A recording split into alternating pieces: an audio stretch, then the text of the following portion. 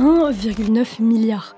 1,9 milliard, c'est le nombre de personnes assises devant leur télévision en ce samedi 13 juillet 1985. Et elles ne le savent pas à l'époque, mais elles sont en train d'assister au plus gros concert caritatif de l'histoire. Entre U2, David Bowie, Led Zeppelin, Paul McCartney, Elton John, Madonna, sans oublier Queen, évidemment, 70 grands noms de la musique se réunissent dans 2 stades, l'un à Londres, l'autre à Philadelphie, pour donner une prestation hors du commun. Mais ce concert n'est pas un simple concert. Il est organisé avant tout pour lever des fonds afin de lutter contre la famine qui fait rage en Éthiopie. Et les efforts des organisateurs portent leurs fruits.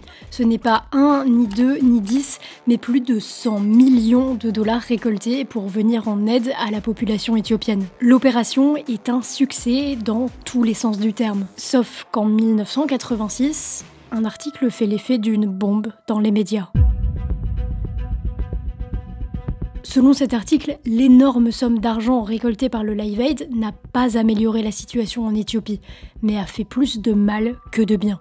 Le journaliste Robert Keating avance que l'argent a été détourné et utilisé entre autres pour déplacer de force des populations, séparant des familles et tuant des dizaines de milliers d'Éthiopiens. Selon Alex Dewall, spécialiste des famines et de la Corne de l'Afrique, l'aide humanitaire aurait pu réduire le nombre de morts de 25 à 50%. Le problème est qu'elle a peut-être contribué à un nombre de morts équivalent. Mais alors, comment c'est possible? Aujourd'hui, on va revenir sur un cas plus sensible qu'on ne le pense, le cas Live Aid. Comment cette initiative est-elle née? Les accusations avancées par Robert Keating sont-elles vraies? Quelles ont été les conséquences réelles du Live Aid et quel héritage laisse-t-il aujourd'hui? Je vous propose qu'on discute de tout ça dans cette vidéo. Mais juste avant, 2 petits disclaimers. Cette vidéo n'a pas pour but de critiquer quoi que ce soit ou qui que ce soit. Elle a simplement pour objectif de discuter des conséquences dont on entend moins parler et de plonger un peu dans la complexité de ce genre de sujet. Et justement, cette vidéo va aborder des sujets et des notions complexes. J'ai fait de mon mieux pour être la plus précise possible tout en gardant l'aspect vulgarisation, mais j'ai eu une marge d'erreur et je préfère le reconnaître en amont. Toutes mes sources sont en description, classées par catégorie. Si vous voulez vérifier des propos ou aller plus loin sur un sujet, n'hésitez pas à y jeter un œil. Je vous souhaite un bon visionnage.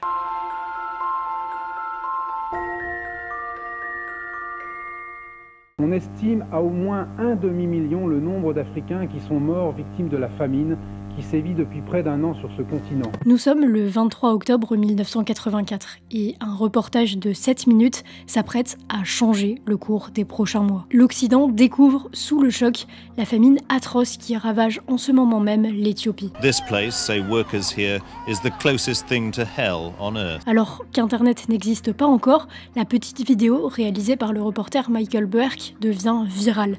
C'est 425 chaînes de télévision qui la diffusent en Europe et aux États-Unis. Et parmi les centaines de milliers de téléspectateurs horrifiés se trouve Bob Geldof, un musicien irlandais qui a eu un peu de succès dans les années 70 avec son groupe de rock, les Boomtown Rats. Bob ne supporte pas l'idée de rester sans rien faire et de continuer sa petite vie après avoir vu ces images.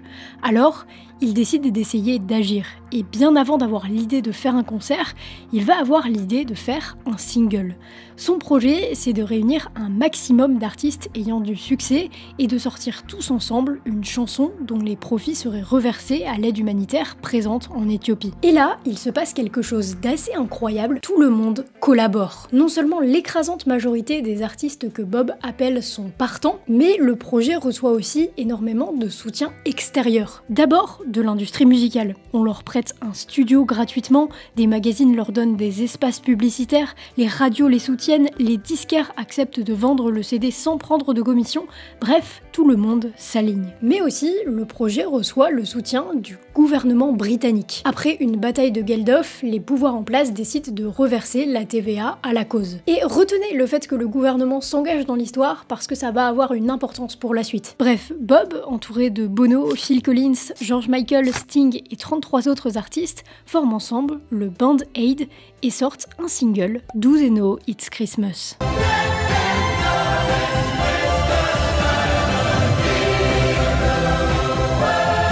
Et c'est un succès. Un succès avec un grand S. En une semaine, le morceau s'écoule à 1 million d'exemplaires. En tout, en moins d'une année, cette chanson rapporte 8 millions de livres pour soulager la famine éthiopienne. Mais alors, si ça marche aussi bien au-delà des espérances initiales de Bob, pourquoi ne pas essayer de faire encore mieux? Et c'est dans ce cadre qu'est imaginé le Live Aid, par un chanteur anglais, Boy George, et par Bob.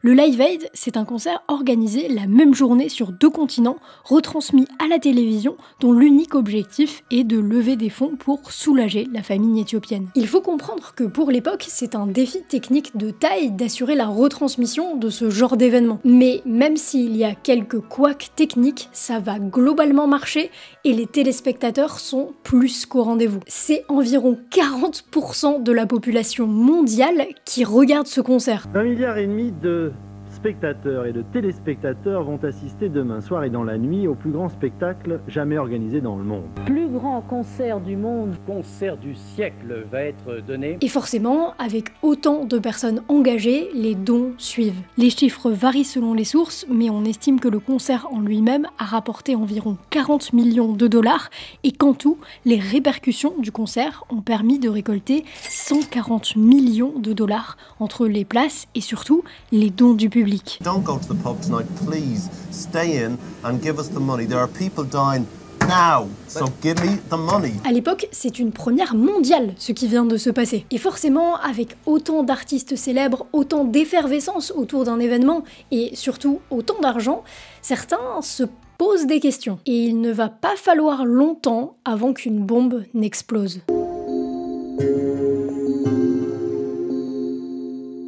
Nous sommes 1 an après le succès du Live Aid et l'effervescence y est retombée. Mais certains, comme le journaliste Robert Keating, se posent des questions. Du style, il est où l'argent maintenant? Est-ce que ça se passe bien? Est-ce que les opérations sur place en Éthiopie se passent bien? Et comme il est journaliste, il se dit on va fouiller un peu pour avoir des nouvelles. Et il fait plusieurs découvertes qu'il publie en juillet 1986 dans un article nommé Live Aid, la terrible vérité.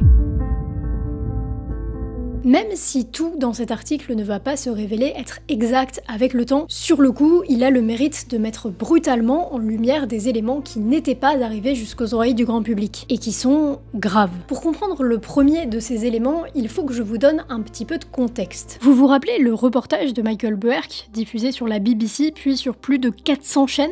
C'est lui qui a rendu très grand public le sujet de la famine en Éthiopie. Et son reportage parle de sécheresse. In Ethiopia, 7 million people are threatened by starvation. Thousands have already died. The famine caused by drought is the worst in living memory, and now the rains have failed again for the 3rd year in succession. C'est la sécheresse qui provoque cette immense famine meurtrière. Ce traitement médiatique rend la solution au problème assez simple. Le peuple éthiopien n'a pas à manger à cause de la sécheresse, les Occidentaux ont à manger, envoyons de la nourriture au peuple éthiopien. Vous vous rendez compte que rien qu'avec nos collections de Porsche, nous pourrions nourrir la moitié de l'Éthiopie pendant à peu près 1 an? Les Éthiopiens mangent des Porsche?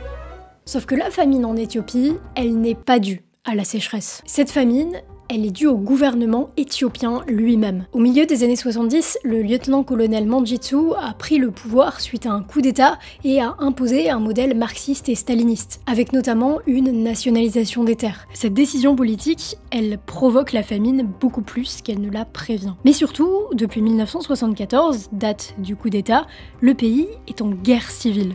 Dans ce contexte, la famine devient aussi une arme de guerre. Alors oui, l'Éthiopie connaît bel et bien une sécheresse à ce moment-là. Mais la sécheresse comme unique responsable de la famine qui est en train de faire des centaines de milliers de morts, non. C'est juste pas vrai. Sauf que ça, à l'époque en Occident, on en parle très peu. Le grand public, globalement, ne le sait pas. Et vous allez peut-être me dire, bon, d'accord, c'est pas fou, mais quel rapport avec le Live Aid? Eh bien, il y en a 2. Le premier, c'est que le Live Aid, avec son énorme médiatisation, et les médias, évidemment, ont complètement dépolitisé la cause.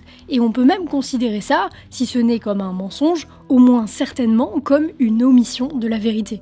Les gens, qui plus est les gens qui donnent de l'argent, ont quand même un droit de regard sur ce qui se passe réellement dans le pays. Sauf que ce n'est même pas ça, le plus grave. Le problème, c'est qu'une partie des ressources financées par le Live Aid va se retrouver dans les mains du gouvernement. Des ressources pour aider à combattre la famine qui se retrouvent dans les mains du gouvernement qui entretient la famine. Mais alors, comment c'est possible? Comment cet argent est-il arrivé là?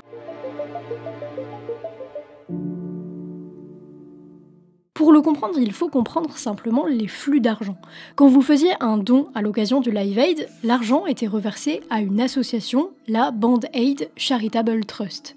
Et ensuite, cette association reverse de l'argent à des ONG partenaires qui, elles, sont sur le terrain en Éthiopie. Eh bien, le problème, c'est qu'il n'y a pas de secret. Les aides humanitaires interviennent dans un pays en guerre, où la situation est extrêmement complexe. D'abord, simplement pour rentrer dans le pays et y mener des actions sans se mettre dans un grave danger, les ONG sur place sont un peu obligées d'être au moins tolérées par le gouvernement. Et donc, le gouvernement, Mangitsu, je le rappelle, il ne se gêne pas pour abuser de son pouvoir. L'article de Robert Keating avance par exemple que le gouvernement confisque certaines cargaisons de nourriture. Au lieu de les donner à la population affamée, ils s'en servent pour nourrir leur armée. Mais il n'y a même pas que le régime qui s'en mêle, parce qu'avant tout, c'est une guerre civile. Les causes de la guerre sont profondes et nombreuses, mais ici spécifiquement, le régime est combattu par des rebelles, notamment l'Érythrée, qui demande son indépendance, ou encore par le Tigré. Et donc, ces groupes rebelles, le Front populaire de libération de l'Érythrée et le Front de libération du peuple du Tigré, ils n'hésitent pas à arnaquer les ONG sur place. Ça, on a un témoignage d'un des membres du front, même si lui aussi est controversé. Sometimes we were using aid money to buy arms, you know. Ces accusations à l'époque font l'effet d'une petite bombe. En 2010, donc bien plus tard, la BBC rapporte même que l'argent levé aurait été utilisé pour acheter des armes. Cependant, 7 mois plus tard, la chaîne s'excuse en raison d'une plainte du Band Aid et dira qu'elle n'avait pas les preuves suffisantes pour avancer cela. Bon, dans tous les cas, aujourd'hui, il y a un large consensus pour dire qu'une partie de l'aide a été détournée, même si l'ampleur exacte reste difficile à quantifier. Mais on sait que ce n'est pas une majorité de l'argent, c'est minoritaire. Mais surtout, bon, au-delà d'être minoritaire, peut-être que les ONG, notamment celles financées par le Live Aid, ne sont juste pas au courant de ça. C'est un peu plus compliqué que ça. Un événement important survient fin 1985 et laisse à penser que certaines personnes étaient au courant du détournement en cours. Et cet événement, c'est l'expulsion d'une organisation française, Médecins sans frontières. Médecins sans frontières, MSF, de son petit surnom, se fait juste virer d'Éthiopie. Ronnie Broman, alors président, déclare que les organisations d'aide en Éthiopie étaient, d'une manière prise en otage, devenant plus ou moins des complices du gouvernement en restant silencieux. Il dénonce notamment le fameux détournement de l'aide à des fins politiques dont on vient de parler. La plupart des organisations sur place ne prendront jamais position, préférant rester dans le pays, et certaines même critiquent la prise de position de MSF en la qualifiant de politique. C'est notamment le cas de Bob Geldof, l'organisateur du Live Aid et le porte-parole du Band Aid, qui toute sa vie niera le plus possible toute accusation de ce genre. Pourtant, dans la conférence de presse le 3 décembre 1985, Médecins sans frontières déclare à Paris « L'aide ne sert pas à sauver, mais à opprimer ». Je voudrais juste faire une toute petite parenthèse sur le sujet de Médecins sans frontières. Ce n'est pas une organisation qui fait l'unanimité. À plusieurs reprises dans leur histoire, ils ont été critiqués pour différentes actions ou ce qui est considéré comme des prises de position. Je vous donne cet élément juste pour ajouter encore un peu de nuance et préciser encore que rien n'est tout noir ou tout blanc. Toujours est-il que ça reste une organisation importante qui sauve des vies et qui a considéré sciemment qu'il fallait mieux partir d'Éthiopie que d'y rester. Mais ce n'est pas que l'utilisation de l'aide à des fins politiques que MSF dénonce. S'ils ont osé s'exprimer, c'est aussi parce qu'ils ont vu des choses dans le pays qui dépassent la famine. Certes, une grande partie de la population souffre et meurt de dénutrition. Mais un autre drame, beaucoup moins médiatisé, est en train de se jouer dans le pays. Un drame qui, selon les rapports d'MSF, est lui aussi en partie financé par l'aide internationale. Ce drame, c'est le transfert forcé de la population.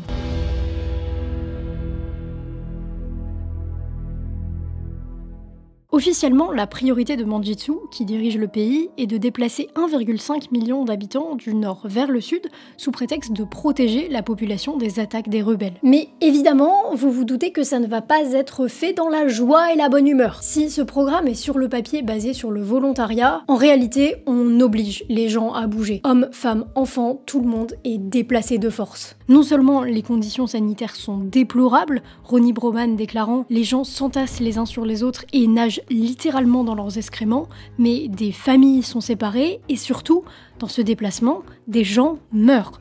Beaucoup de gens meurent. Des dizaines de milliers de personnes perdent la vie, c'est atroce. Les gouvernements occidentaux et les organisations humanitaires telles que le Live Aid alimentent une opération qui, dans quelques années, sera considérée rétrospectivement comme l'un des plus grands massacres de l'histoire du XXe siècle, déclare le médecin Claude Malhuret, également membre de Médecins sans frontières. À ce stade de la vidéo, vous êtes peut-être en train de penser que le Live Aid n'a servi à rien et a été contre-productif. Mais là aussi, c'est plus compliqué que ça. Personne n'est réellement d'accord sur le sujet. Certains sont partisans de dire que l'aide a en effet été contre-productive. C'est le cas d'Alex de Waal, spécialiste en matière de famine, qui travaille en tant que chercheur sur la Corne de l'Afrique, qui déclare que les efforts humanitaires auraient permis de réduire le nombre de victimes d'un quart à la moitié. Le problème, c'est que selon lui, ils auraient également contribué à causer autant de décès. Dans l'article de Robert Keating, Bonnie Holcomb, un anthropologue, déclarait à l'époque « On peut sauver davantage de vies en cessant l'aide humanitaire ». Et puis, d'autres ne sont pas d'accord, comme David Georgis, interviewé pour une vidéo YouTube. Time in the American press saying all aid needs to be withheld until this matter gets sorted out. Would that have helped at all? But it doesn't make sense. Does it make sense? How can we refuse people who are starving because of policies implemented by a government? Il faut cependant prendre son propos avec des pincettes, puisque c'est un acteur de la Commission éthiopienne de secours et de réhabilitation, la RRC, et cette commission est soupçonnée d'avoir détourné l'aide à des fins politiques. C'est eux qui géraient les camps de transfert, bref, ce témoignage existe, et sur le papier, il provient d'un membre d'une organisation censée coordonner les secours aux victimes de la famine avec l'aide internationale, mais force est de constater que c'est peut-être pas la personne la plus objective. Cependant, ce n'est pas le seul convaincu. Bob Geldof, évidemment, défend corps et âme son action. Là, je vous précise qu'on parle vraiment juste des conséquences directes sur place et pas des conséquences en termes d'image que ça a pu avoir. Donc, le spectre s'étend de « il fallait tout stopper » à « l'aide reste indispensable malgré ses côtés négatifs ». Et pour être honnête, il ne semble pas y avoir de bonne réponse. On pourrait essayer de se raccrocher aux données chiffrées, mais là encore, c'est compliqué. On considère que la famine a fait entre 400 000 et 1 million de morts, ce qui en a fait l'une des plus meurtrières d'Éthiopie à l'époque, et on considère que le transfert forcé aurait causé entre 75 000 et 100 000 morts. Combien de vies l'aide a-t-elle sauvé dans tout ça? Sûrement des dizaines de milliers, voire des centaines, on sait pas trop. Combien en a-t-elle enlevé, de par notamment sa complicité involontaire, on sait pas trop non plus. Mais il y a une chose qui est certaine, c'est que pour les ONG, le choix était draconien. Soit elles sacrifiaient une partie de l'argent et des ressources, soit elles ne sauvaient personne et étaient exclues du pays. Et il n'y a pas que Médecins sans frontières qui s'est retrouvé dans ce dilemme, même si eux ont sûrement pris la décision la plus radicale. La Croix-Rouge, par exemple, a maintenu à un moment 50 000 tonnes de nourriture en captivité parce que le gouvernement a interdit strictement le voyage des étrangers dans le pays, que ce soit les journalistes, les médecins de l'aide humanitaire, tout le monde était interdit de bouger. Or, dans le fonctionnement de la Croix-Rouge, c'est obligatoire que ces délégués surveillent personnellement les opérations de secours. Quelle crédibilité aurions-nous si nous disions aux gens que toute notre nourriture était distribuée correctement? Ils savent que nous ne sommes pas là pour le regarder, déclare à l'époque Vincent Bernard, un responsable de la Croix-Rouge. C'était clairement extrêmement délicat et il est difficile aujourd'hui de savoir quelle aurait été la meilleure solution. Mais c'est pas encore tout. Le Live Aid a eu une autre conséquence. Une conséquence plus large, plus sournoise, une conséquence politique. Vous savez, quand je vous disais que le gouvernement britannique s'engageait à reverser la TVA à la cause, eh bien, ce n'est pas tout. En réalité, le fait que soudainement une œuvre caritative soit autant mise en avant, ça a modifié l'agenda politique. L'engagement et la pression des gouvernements à donner de l'argent aux pays en difficulté, et notamment aux pays africains en difficulté, est devenu un sujet public. Et ça aurait pu être super positif. Ça aurait pu. La différence entre les ONG, donc organisations non gouvernementales, et les gouvernements se trouve dans les sommes d'argent que ces structures sont capables de verser. Le Live Aid est bien gentil avec sa centaine de millions de dollars, mais quand les gouvernements donnent, on parle en milliards. Le Live Aid a contribué dans les années à venir à l'augmentation de l'aide publique au développement. En gros, de l'argent transféré des pays développés vers les pays en voie de développement, notamment les pays africains. Et encore une fois, les choses sont évidentes. Certains pays sont pauvres, voire très pauvres, eh bien il suffit que les pays riches leur donnent de l'argent, comme ça ils ne seront plus pauvres. Malheureusement, c'est pas comme ça que ça fonctionne. Dans les années et dizaines d'années qui suivent le Live Aid, un contre-discours commence à s'élever. Les pays du continent africain n'ont pas besoin de plus d'aide telle qu'elle est accordée à cette époque. C'est notamment ce que défend Jonathan Glenny dans son ouvrage Le problème de l'aide, pourquoi moins pourrait signifier plus pour l'Afrique, sorti en 2008, sur lequel je vais grandement m'appuyer ici. La thèse, c'est que l'aide gouvernementale telle qu'elle peut être contre-productive. Selon Moses Izuba, le directeur exécutif du Forum national des ONG de l'Ouganda, une majorité d'acteurs de la société civile en Afrique considèrent que l'aide est une cause fondamentale de l'aggravation de la pauvreté sur le continent. On pourrait presque représenter l'impact réel de l'aide comme un iceberg. La pointe émergée, c'est l'impact direct que l'on voit le plus. Exemple, pour X dollars donnés par le gouvernement, X écoles ont été construites. Bref, c'est tous les impacts directs, concrets et mesurables, ceux qui sont le plus communiqués. Mais juste en dessous de la surface se trouve un impact lui aussi direct, mais que l'on voit un peu moins. Par exemple, le déplacement forcé des populations ou encore parfois leur massacre. Par exemple, en 97 et en 98, l'armée du Tchad, sur les ordres du gouvernement, a massacré une partie de la population civile qui se trouvait sur le site du projet d'exploitation pétrolière en cours de construction, soi-disant pour pacifier, tout en menant en parallèle une campagne d'intimidation violente. Mais quand on plonge un peu plus loin, on se rend aussi compte que l'argent donné par un gouvernement n'est jamais de l'argent gratuit. Il est notamment utilisé pour avoir un impact politique dans le pays receveur. Et si ces politiques, comme le consensus de Washington, font parfois sens, dans l'idée, en théorie, le problème c'est que ce n'est pas parce que ça marche dans un pays, genre les États-Unis, que ça va marcher au Kenya ou en Zambie. Parce que c'est pas du tout le même contexte. Et c'est là, même chose économiquement. Quand on injecte de l'argent dans un pays, l'économie nationale entière en paye les conséquences. Et les effets sont parfois paradoxalement dévastateurs. Et puis, dernière catégorie d'impact, les impacts institutionnels. Recevoir une aide extérieure, qui plus est avec des conditions politiques et ou économiques associées, revient à affecter la capacité à gouverner. Et tout simplement à la fin à affecter la responsabilité des gouvernements des pays africains. Parfois, certains gouvernements se retrouvent plus responsables devant leurs donateurs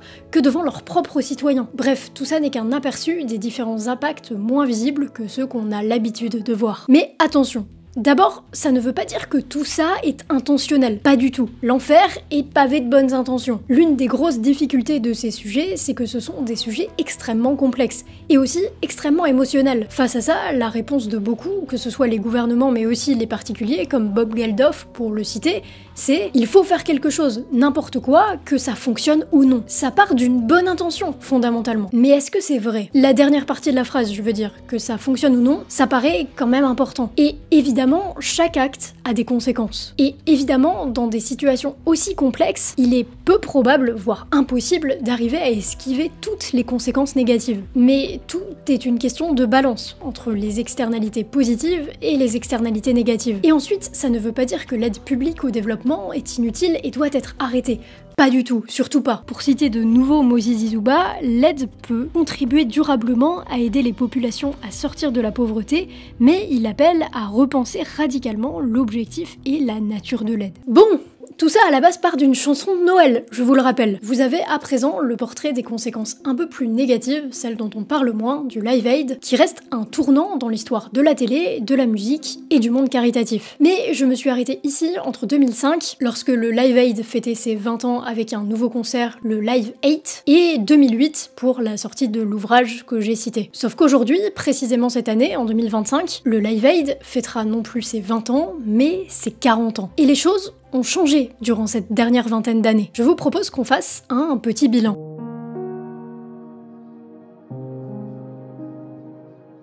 Bon, déjà du point de vue des gouvernements, de tout ce dont on vient de parler, ça va être compliqué de vous résumer la situation aujourd'hui en quelques phrases, mais je vais essayer. Globalement, l'aide publique au développement est en hausse, mais les aides attribuées au continent africain sont en baisse depuis 2022. Selon Nongayi Gayson, journaliste et CEO du magazine Rush Time News, les raisons sont nombreuses. Déjà, les questionnements autour de l'aide, dont on vient de parler, commencent à faire effet. Ensuite, les pays, dont la France, rencontrent d'autres priorités économiques. La corruption rend certains pays réticents à donner de l'argent, la montée en puissance de la Chine en tant qu'acteur clé dans le monde et en Afrique remodèle la dynamique de l'aide mondiale. Bref, le monde change. Et puis, il y a eu une autre grande nouvelle en début 2025, le gel des fonds de l'aide étrangère aux États-Unis. Et encore une fois, celle-ci provoque des controverses, mais aussi des validations, notamment de la part de Célestin Monga, l'ancien vice-président de la Banque africaine de développement et aujourd'hui professeur d'économie à Harvard, qui apporte de la nuance. D'un côté, ce gel peut s'avérer humainement terrible, et de l'autre, selon lui, il est difficile pour l'Afrique de dire aux États-Unis ce qu'ils doivent faire de l'argent de leurs contribuables. Il faut plutôt chercher les coupables du côté des élites africaines qui se satisfont du misérabilisme 65 ans après les indépendances et sous-traitent leurs responsabilités à des gouvernements étrangers. Et il ajoute, plus tard, il faut sortir de cette sémantique de l'illusion, personne n'aide personne. Et c'est un des points qui a évolué en 20 ans, la manière dont on communique en Occident sur le sujet des pays africains. Cette évolution s'illustre notamment avec deux concepts. Le premier, c'est celui du sauveur blanc. Il y a une dizaine d'années, se montrer en tant que personne blanche dans des pays africains et faire des voyages humanitaires, souvent en passant par des agences, c'était bien vu. Que vous soyez un simple citoyen ou même un artiste. Par exemple, c'est ce qu'avait fait en 2013 le plus gros boys band de l'époque, One Direction, avec l'organisation Comic Relief. So it's just this little bottle which contains the key to solving about 60% of our problems. This place is absolutely unbelievable what we're seeing here. Et à l'époque, la vidéo avait été super bien reçue, aucun problème. Mais en 2017, Ed Sheeran fait la même chose. Même organisation caritative, même narratif, même manière de filmer. Across Africa, millions of the world's poorest children don't even have a bed to sleep in. How long have you been living on the streets? Et là, ça passe pas. Le truc, c'est que les mœurs ont changé. Sa vidéo rentre dans la catégorie du terme péjoratif sauveur blanc. Une personne blanche qui intervient pour aider, avec des guillemets, des personnes non blanches, mais de façon paternaliste, en mettant en avant sa propre action et en niant l'autonomie et la capacité des personnes aidées à résoudre leurs propres problèmes. Et la vidéo met en lumière un second concept particulièrement critiqué qui ne l'était pas du tout à l'époque, le porno de la pauvreté. Ce dernier consiste à utiliser des images volontairement choquantes et sensationnalistes en oubliant le respect de la dignité des personnes concernées et en jouant sur le voyeurisme. À l'époque, notamment en 1984, avec la BBC et le reportage sur l'Éthiopie, c'était un moyen complètement légitime d'attirer l'attention du grand public. Aujourd'hui, en 2025, les journalistes, le public et les organisations caritatives remettent cette méthode de communication en question.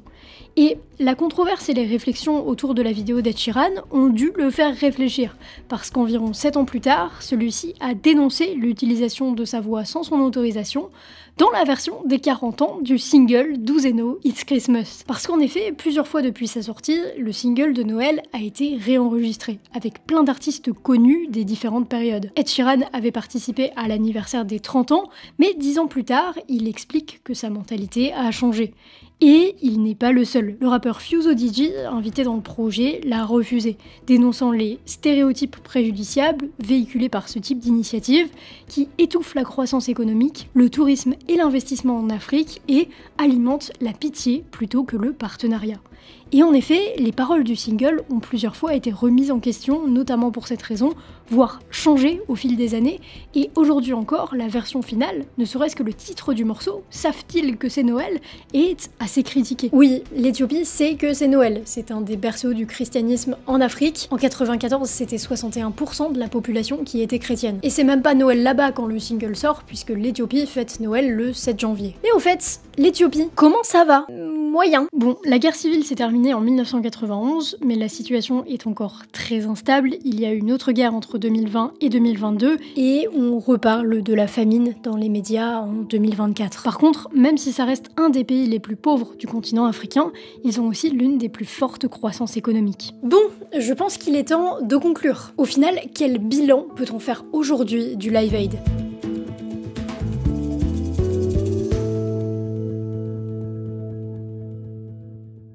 En réalité, aujourd'hui, 40 ans plus tard, le bilan est mitigé. Les côtés positifs sont indéniables. Déjà, même si on n'a pas de chiffres précis, des vies ont été sauvées. On prend souvent le cas emblématique de Biran Woldu, une enfant montrée proche de la mort dans une vidéo du Live Aid, mais qui a survécu et qui apparaît dans les vidéos d'anniversaire en bonne santé. Le projet a aussi révolutionné le concept de concert caritatif, en établissant un modèle qui inspire encore aujourd'hui des initiatives similaires. Ça n'existait pas à cette ampleur avant lui, et aujourd'hui, même si un Live Aid 2.0 est assez impossible, comme le dit Bob Geldof lui-même, le modèle même de concert caritatif à grande échelle continue lui d'exister. Ensuite, l'événement a transformé profondément la perception de la charité, la mettant au cœur du débat public et même des préoccupations des citoyens et des gouvernements occidentaux. Cependant, comme j'ai essayé de le démontrer dans la vidéo, les effets pervers sont eux aussi profonds et ont duré dans le temps. Évidemment, il y a cette question de détournement de fonds qui reste brûlante aujourd'hui. Le doute sur l'efficacité même de l'aide continue de planer chez certains.